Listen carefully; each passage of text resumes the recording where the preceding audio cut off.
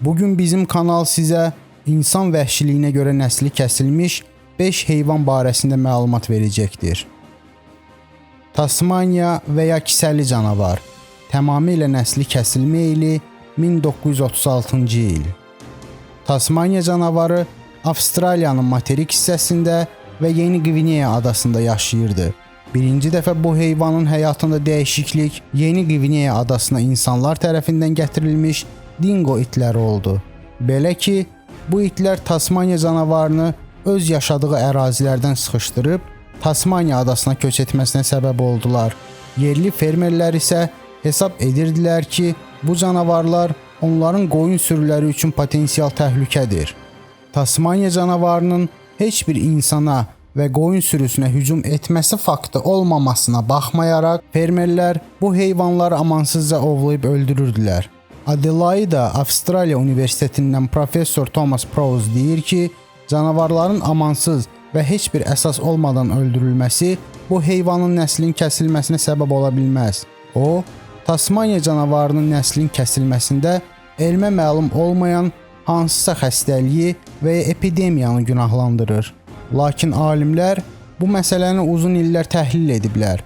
Onlar müxtəlif üsul və modellərdən istifadə etməklə aşkar ediblər ki, Tasman canavarının kökündən kəsilməsinin səbəbkarı yalnız və yalnız insandır. Hesab edilir ki, insan tərəfindən axırıncı dəfə kisəli canavar 13 may 1930-cu ildə öldürülüb. Sonuncu kisəli canavar isə Avstraliya zooparkında 1936-cı ildə qocalaraq ölüb. Yunlu mamont. Nəsli kəsilmə vaxtı 10.000 il əvvəl. Hesab olunur ki, yunlu mamontlar 300.000 il bundan qabaq Sibirdə peyda olmuş, tədricən Avropa və Şimali Amerikaya qədər yayılmışlar. Mamontlar qrup şəklində yaşamış. Gündəlik qida tələbatı 180 kiloqram olduğundan bir yerdən digər yerə köç edirlərmiş. Buna görə də mamontlar bir yerdə uzun müddət dayanmırdılar və daima hərəkətdə olurdular. Mamontların nəsli 10.000 il bundan əvvəl tamamilə kəsilmişdir. Onların nəslinin kəsilməyində müxtəlif fərziyyələr olmağına baxmayaraq, müasir alimlər tərəfindən aparılan araşdırmalar bunu göstərir ki, mamontların birdəfəlik yox olmasına sonuncu zərbə insan əli ilə vurulub. Dodo. Nəsli kəsilmə ili təxminən 1681-ci il. Dodo uzun illər təbiətdə varlığı olmayan mifik bir quş sayılırdı. Lakin xüsusi təşkil olunmuş ekspedisiya Mavrikiyada bu quşun qalıqlarını tapandan və sübut edəndən sonra ki, bu quşun nəslinin kəsilməyində günahkar insanlardır, cəmiyyət Dodo quşunun varlığı faktını qəbul etməli oldu. Dodo quşu Mavrikiya adasında heç bir təbii düşməni olmadan bir neçə əsr bundan qabaq yaşamışdır. Birinci dəfə bu quşu 1598-ci ildə Holland dənizçiləri görmüş və təxminən 100 il sonra onun nəsli tamamilə kəsilmişdir. Dodonun nəslinin kəsilməyində adaya gəlmiş səyahətçilər və onların bu adaya gətirdikləri heyvanların çox böyük rolu olub. Müasir göyərçin sinifinə yaxın və 20 kiloqram çəkisi olan bu quşu adaya gəlmiş səyahətçilər böyük həvəslə ovlayıb yeyirmişlər. Dəniz inəyi. Tamamilə nəsli kəsilmə ili 1768-ci il.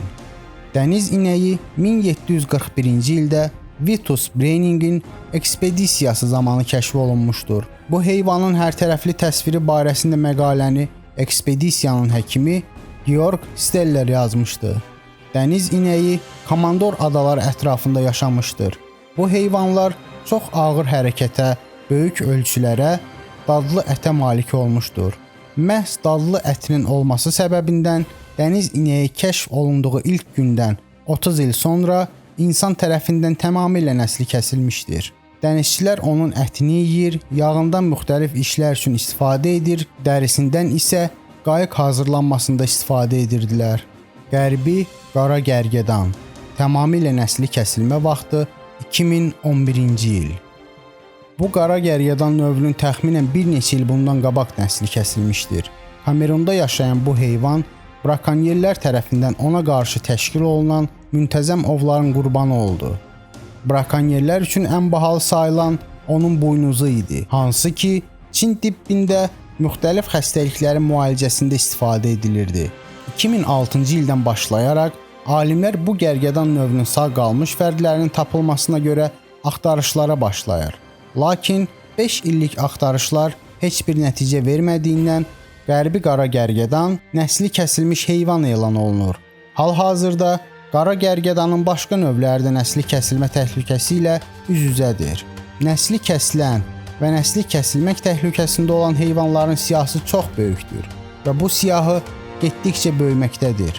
Mən əslində bu mövzu ilə sizi ətrafımızdakı dünyaya daha çox sevgi və qayğı göstərməyə çağırıram. Nadir bir xalça, bahalı şuba və bu tipli dünya malına malik olmaqdan ötürü canlıları öldürməyin və onların öldürülməsində vasitəçi olmayın.